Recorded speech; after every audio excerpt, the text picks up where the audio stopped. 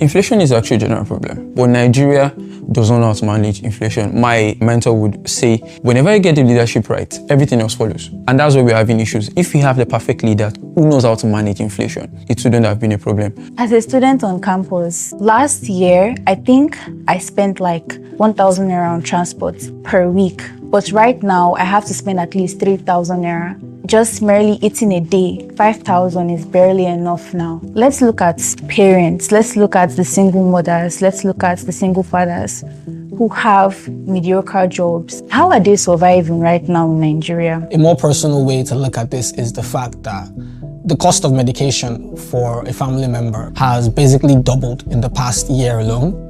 And while we can afford it, we thank God, He gives an understanding that it must be horrible for a lot of people. We can say there is an excuse for the products that are being imported. But what of Nigerian-made products? Basic Nigerians can't afford basic needs, and Nigerian governments can actually look into that. What I'm going to do, food-wise, get back to agriculture. Reach out to these farmers. We have large-scale farmers, we have small-scale farmers. If they need anything from your end, as a ministry, it is very important for you to let me know so that I include in the budget of the upcoming year. Now they have easier access to amenities, fertilizers, even land. These are things coupled together that actually causes inflation when it comes to food. And then what the government can do immediately, I'm going to be very honest with you, nothing. Immediately, nothing. Economic problems take time, they take a few years to materialize. But something they can start doing that would really help, one is security. And I don't mean security for everyone, I mean security for those that farm, those that produce food. Nigeria is a country that